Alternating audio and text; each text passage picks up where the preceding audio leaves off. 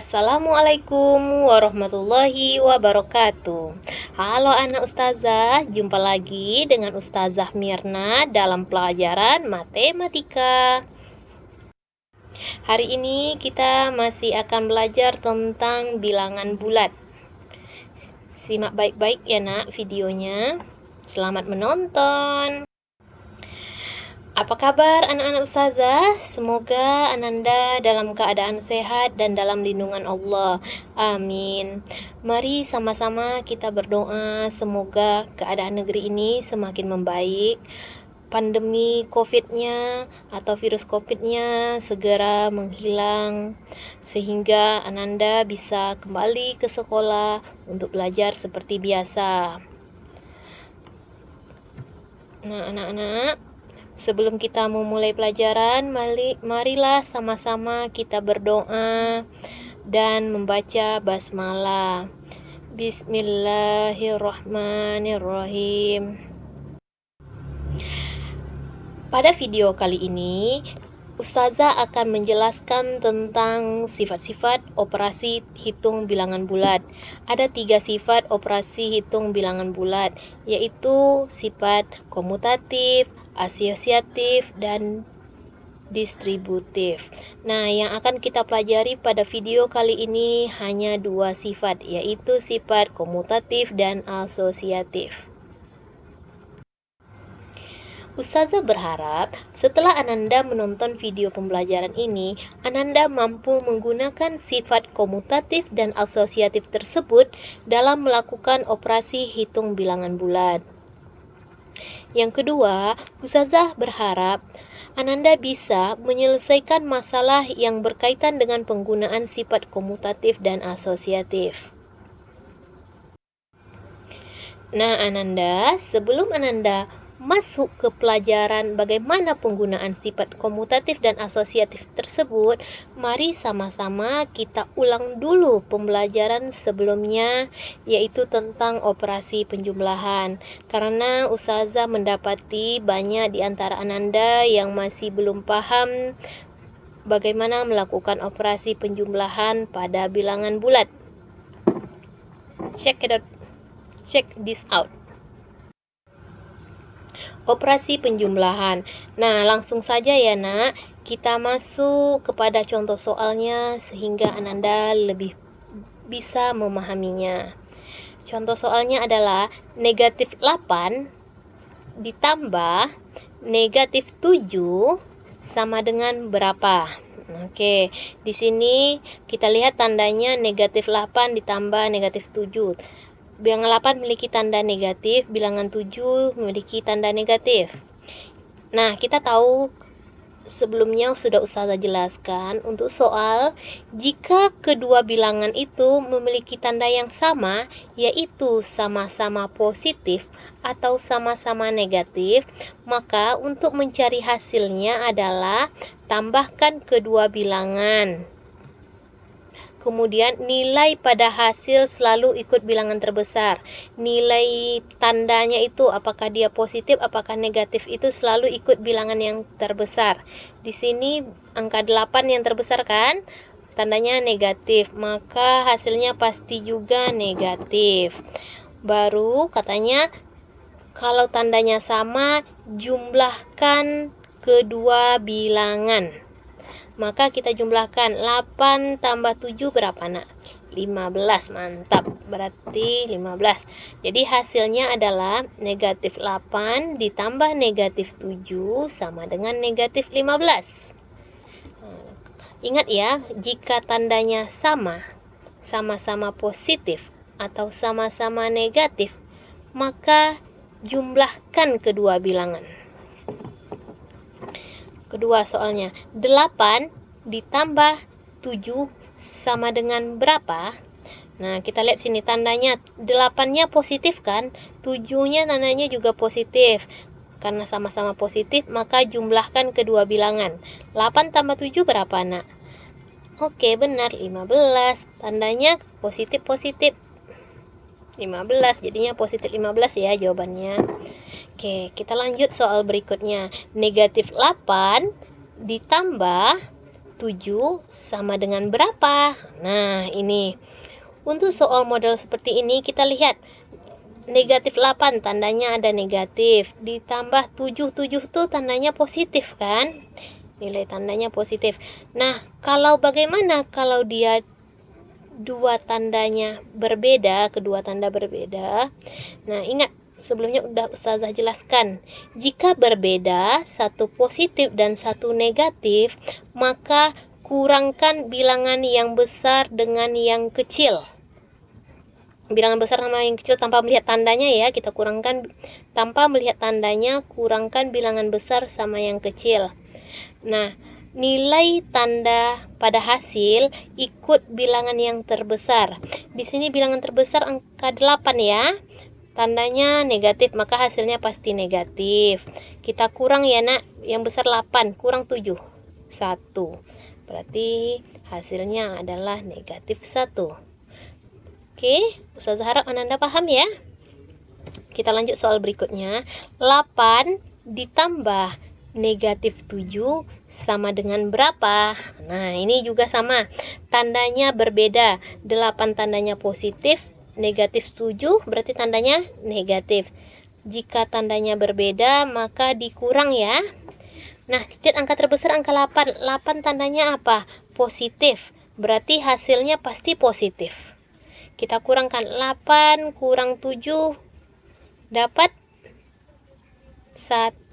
Jawabannya positif 1. Ingat ya, pada saat kita mengurangkan itu adalah bilangan yang besar kurang yang kecil. Oke, kita lanjut. Pada operasi pengurangan. Nah, ingat ya nak, kita review juga tentang operasi pengurangan. Ingat konsep operasi pengurangan. Apa itu pengurangan? Pengurangan adalah penjumlahan dengan kebalikannya. Kemarin Anda udah belajar tentang kebalikan bilangan kan? Nah, maksud pengurangan itu adalah penjumlahan dengan kebalikannya.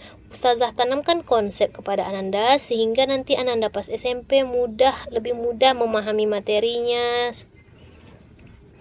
Jadi ingat, pengurangan adalah penjumlahan dengan kebalikannya. Kita masuk ya pada contoh soal. Negatif 8 dikurang negatif 7 sama dengan berapa? Nah, ini bentuknya. Ini kan bentuk pengurangan, jadi harus kita robah dulu. Negatif 8-nya tetap. Kurangnya jadi, operasi kurangnya jadi tambah. Negatif 7 lawan negatif 7 berapa? Iya, benar, 7 ya. Anda dapat bentuknya, bentuk penjumlahan kan? Negatif 8 tambah 7. Kita gunakan sifat penjumlahan tadi, yaitu jika dia satu positif, satu negatif, atau kebalik satu negatif, satu positif, itu kan berlainan, maka hasilnya dikurang. Caranya dilakukan pengurangan bilangan besar kurang bilangan kecil. Tandanya mengikut bilangan yang besarnya angka 8, berarti 8-nya negatif, berarti hasilnya pasti negatif ya. Yang besar kurang kecil, 8 kurang 7 dapat 1. Oke, mantap. Jadi jawabannya -1. Oke, lanjut lagi ya. Kita masuk contoh soal selanjutnya ya, biar Ananda lebih paham. Negatif 8 dikurang 7 sama dengan berapa? Nah, di sini kita robah dulu bentuknya jadi bentuk penjumlahan ya. Negatif 8-nya tetap. Yang bilangan pertama selalu tetap ya, nak. Kurang jadi, iya betul, jadi tambah. 7 lawan 7 berapa nak? Oke, benar, negatif 7. Oke, nah di sini udah jadi bentuk penjumlahan, kita gunakan konsep penjumlahan tadi. Kedua bilangan sama, yaitu sama-sama negatif, maka hasilnya ikut yang terbesar, yaitu negatif juga. Jadi caranya kalau tandanya sama harus ditambah. Kita tambahkan 8 tambah 7 berapa? Iya, mantap, 15 ya nak. Oke, dapat jawaban kita. Gimana? Ustazah harap Ananda lebih paham ya. Setelah Ustazah jelaskan kembali. Nah, baru kita masuk kepada pembelajaran pertama, yaitu sifat komutatif. Apa itu sifat komutatif? Komutatif artinya adalah pertukaran. Ketika dua bilangan ditukar letaknya, dia tidak akan merubah hasil. Sifat komutatif ini hanya berlaku kepada bentuk penjumlahan dan perkalian. Jadi, ketika ada pengurangan dan pembagian, dia tidak berlaku. Pada pengurangan berarti harus dirubah dulu ke bentuk penjumlahan, baru dia bisa berlaku. Nah, ingat ya, hanya berlaku pada sifat penjumlahan dan perkalian. Nah, maksudnya pertukaran kayak mana sih, Zah? Gitu kan. Nih, contohnya gini. Ada dua orang pemain tenis meja yang berbaju merah dan berbaju biru. Nah, jarak mereka dipisahkan oleh meja ini adalah 13 atau 2 meter. Itu misal aja ya, Nak, 2 meter. Nah, ketika mereka bertukar tempat, jarak mereka tetap 12 meter. Pertukaran tempat itu tidak mempengaruhi hasil, kayak gitu maksudnya. Oke, paham? Kita lanjut kepada contoh soal biar Ananda lebih mengerti. Oke, kita masuk contoh soal ya, Nak. Nah, bentuk umumnya adalah A ditambah B itu akan sama dengan B tambah A. Contohnya, 7 ditambah 9 hasilnya pasti akan sama dengan 9 tambah 7. Coba kita cek, 7 tambah 9 berapa? Ya, 16. 9 tambah 7, 16 juga. Oke. Lanjut lagi ya. Min 8 tambah 5 itu akan sama hasilnya dengan jika kita balik 5-nya pindah ke kiri. 5 ditambah min 8. Berapa hasilnya? 8 tambah min 5, min 8 tambah 5 berapa, Nak? Min 3, benar. 5 tambah min 8, min 3 juga. Oke, sama kan hasilnya? Itulah yang dimaksud dengan sifat komutatif. Jika angkanya ditukar letaknya, bilangannya ditukar letaknya, maka akan menghasilkan hasil yang sama. Lanjut pada perkalian. Nah, bentuk umumnya adalah jika A dikali B, maka hasilnya akan sama dengan B dikali A. Contohnya, 7 dikali 9, maka hasilnya akan sama dengan 9 kali 7. Coba, berapa 7 kali 9? Iya, 63. 9 kali 7? 63 juga. Oke, mantap anak ustazah. Oke, lanjut ya, Nak, soal selanjutnya coba. Min 8 kali 5 itu akan sama dengan berapa? 5 kali min 8. Ya, benar. Berapa hasilnya coba? Min 8 kali 5. Negatif kali positif berapa? Iya, negatif. 8 kali 5? Oke, benar. 40. Berarti negatif 40. 5 kali 8? 40 juga. Ada negatifnya. Oke, begitulah cara penggunaannya. Paham? Oke. Nah, lanjut lagi yang kedua yaitu sifat asosiatif. Ada yang tahu apa itu asosiatif? Ya, asosiatif itu artinya adalah pengelompokan. Pengelompokan, dikelompokkan menjadi dua, dikerjakan dulu yang dua-dua gitu. Nah, sama dengan sifat komutatif tadi, asosiatif juga hanya berlaku untuk penjumlahan dan perkalian. Oke.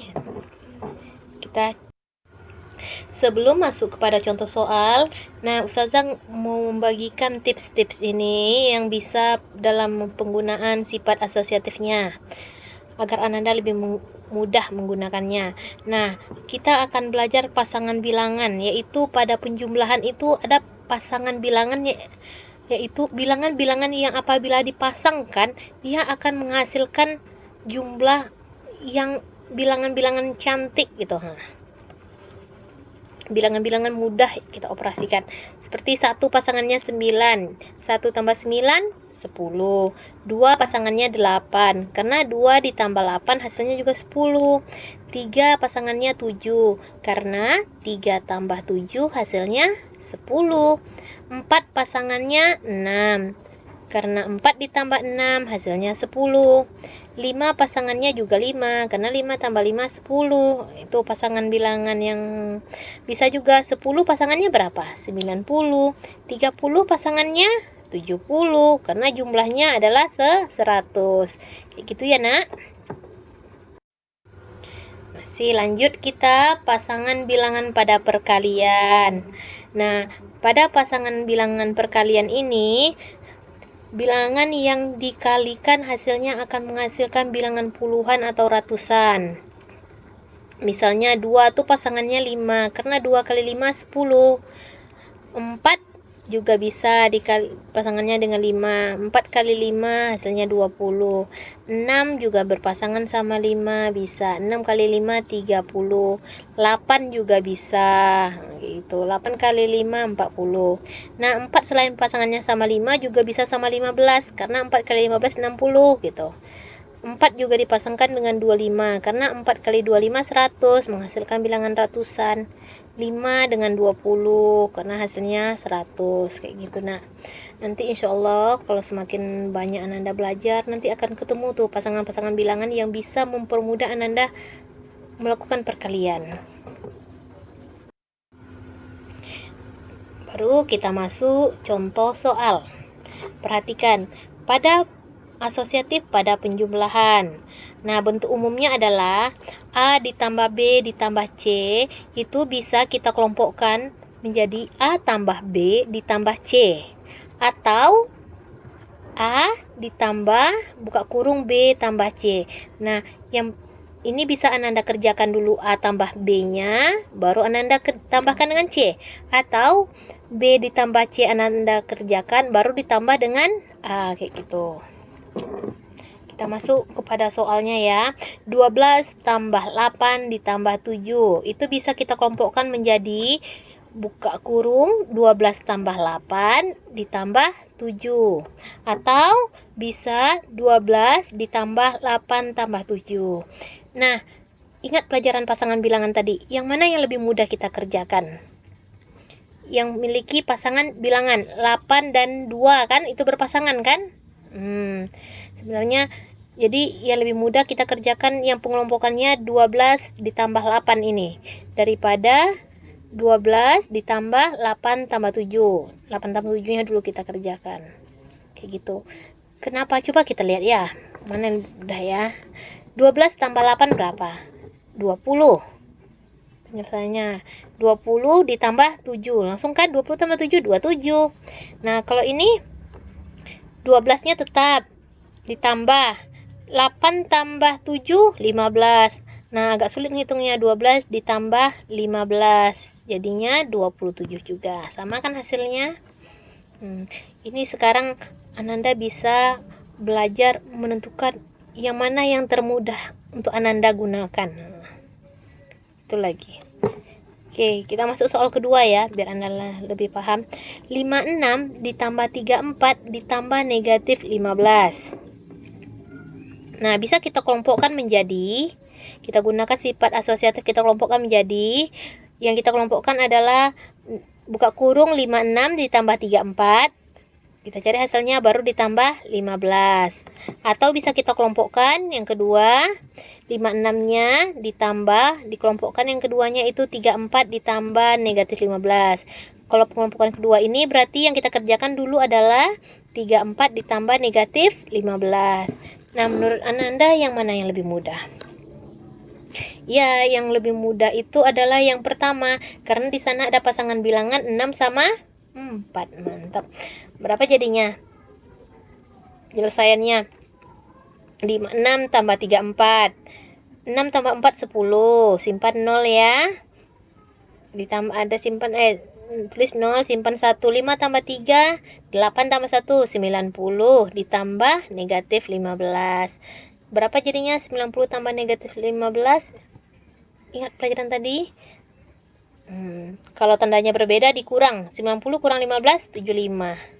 Hasilnya positif ya, karena 90-nya positif. 90 kan bilangan terbesar. Kalau di sini yang kedua ini 56-nya tetap ditambah 34 ditambah negatif 15. Nah, itu gimana?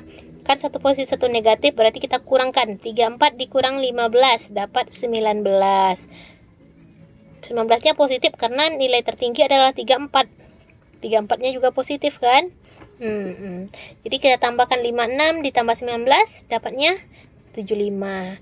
Nah, dari sini Ananda bisa lihat kan, pengelompokan yang mana yang bisa Ananda gunakan sehingga membantu Ananda mempermudah dalam melakukan operasi penjumlahan.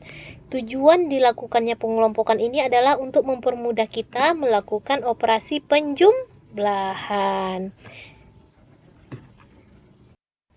Kita lanjut pada contoh untuk penggunaan sifat asosiatif pada perkalian.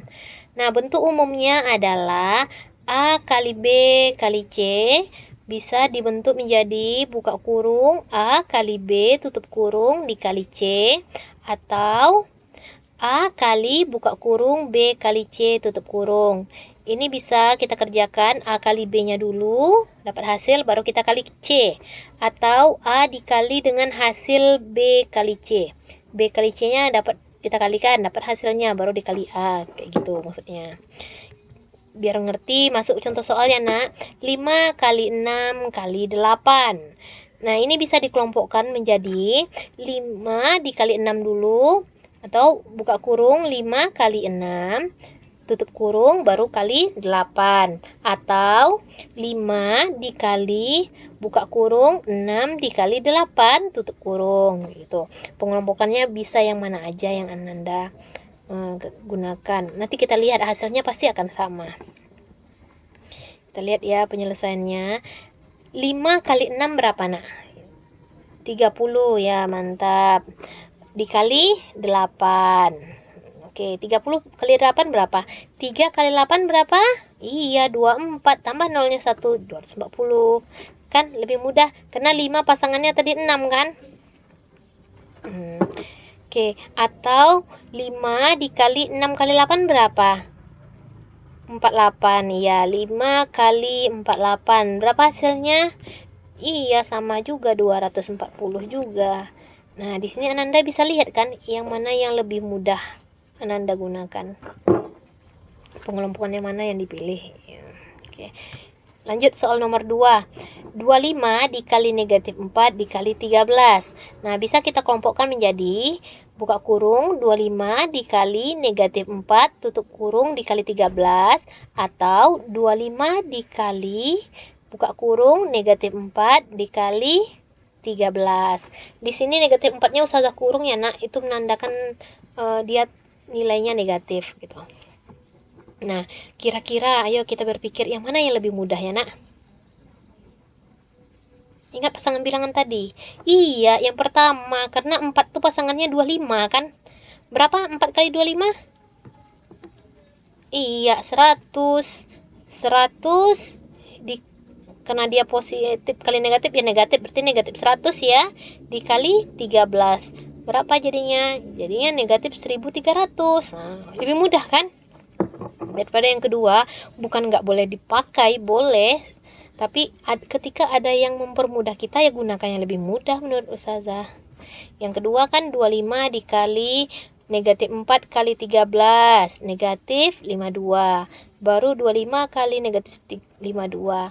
Untuk mencari ini kan kita gunakan kertas kayak gitu. Tapi ketika 100 dikali negatif 100 kali 13 enggak kan? Nah, jadi sebenarnya belajar penggunaan sifat ini mempermudah Ananda melakukan operasi hitung perkalian dan penjumlahan. Tapi syaratnya Ananda harus tahu pasangan bilangannya. Insya Allah kalau Ananda semakin banyak berlatih, semakin banyak membaca soal, mengerjakan soal, Ananda bisa lebih mengerti gitu. Bisa tahu, oh ini pasangannya kayak gitu. Oh 2 pasangannya 5 kayak gitu. Nah, selain penggunaan sifat komutatif asosiatif tadi satu-satu, kita bisa menggabungkan sekaligus kedua sifat komutatif dan asosiatif ini, sehingga pekerjaan Ananda menjadi lebih mudah lagi. Coba cek ya, kita cek contohnya seperti ini. Soalnya 18 ditambah 35 ditambah 62. Nah, penyelesaiannya di sini ada pasangan bilangan yaitu 8 sama 2. Nah, caranya kita gunakan komutatif, yaitu didekatkan menjadi 62-nya boleh kita pindahkan ke depan, di depan 35. Jadinya kan boleh pertukaran kan hasilnya tetap sama ya nak. Jadinya 18 ditambah 62 ditambah 35 kayak gitu. Atau 18-nya yang kita pindahkan, jadinya 35 ditambah 18 ditambah 62. Nah, sifat apa tadi kita gunakan kalau dipindah-pindahkan? Komutatif. Kemudian dikelompokkan, yang udah dipindahkan tadi dikelompokkan, dikurung ya nak. Itu sifat apa? Iya, asosiatif. Nah, coba kita gunakan, kita jumlahkan 18 tambah 62. 8 tambah 2, 10. Tulis 0, simpan 1. 6 tambah 1, 7. Tambah 1 yang disimpan tadi, 8. Jadinya 80 tambah 35. Berapa 80 tambah 35?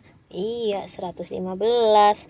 Kalau ini 35 ditambah 80, 115 juga. Kayak gitu. Menggabungkan sifat komutatif dan asosiatif dalam satu soal. Boleh saja. Itu akan mempermudah Ananda mengerjakan soal matematika. Kita lanjut soal yang kedua ya, biar Ananda lebih mengerti. 54 ditambah negatif 76 ditambah 36. Nah, di sini pasangan bilangannya yang mana? Ada 66 kan? Tapi bagusnya yang kita pasangkan itu yang sesama positif aja. Berarti 54 pasangannya dengan 36 ya. Kita dekatkan, 36 itu pindah ke kiri. Jadinya negatif 54, buka kurung 54 ditambah 36, tutup kurung ditambah negatif 76. Itu model pertama ya. Kita dekatkan 36-nya. Kita tukar 36 sama 76. Jadi kita kelompokkan lagi 54 dengan 36. Gabungan komutatif dan asosiatif. Atau bisa juga kita gabungkan yang 54-nya tetap posisinya tetap, tapi penggabungannya langsung negatif 76 ditambah 36. Udah. 54 ditambah 36 berapa? 4 tambah 6, 0, simpan 1. 5 tambah 3, 8 tambah 1 tadi, 90 ditambah negatif 76. Ingat, satu positif, satu negatif dikurang. 90 kurang 76 berapa nak? 14. Hasilnya positif ya, karena yang lebih besar 90-nya tandanya positif. Nah, kalau ini yang kedua, 54-nya tetap. Ditambah negatif 76 ditambah 36. Ingat, satu positif, satu negatif diapakan? Dikurang. Iya. 6 kurang 6, 0. 7 kurang 3, 4. 40 jadinya kan. Tandanya negatif, karena yang lebih besar angka 76 kan. Tandanya negatif gitu. Kita kurang 54 kurang 40. Dapatnya 54 ditambah negatif 40. Jadi kan tandanya kita kurang aja. 54 kurang 40. 14. Sama kan hasilnya? Ya, Ustazah harap setelah Ustazah menjelaskan ini Ananda bisa paham ya penggunaan sifatnya. Gunakan sifat tersebut untuk membantu Ananda, mempermudah Ananda melakukan operasi hitung, penjumlahan, dan perkalian. Nah, anak-anak, bagaimana setelah menonton video ini? Ustazah harap Ananda bisa memahaminya. Jika Ananda belum paham, silakan ditonton ulang videonya. Nah, bagi Ananda yang sudah paham dan mengerti, mari kita cek sejauh mana pemahaman Ananda terhadap materi yang Ustazah sampaikan dengan mengerjakan soal. Nanti soalnya akan Ustazah berikan secara terpisah di luar video ini. Demikianlah video ini. Ustazah berharap semoga melalui video ini bisa membantu Ananda memahami materi. Sampai jumpa lagi di video pembelajaran selanjutnya. Wassalamualaikum warahmatullahi wabarakatuh.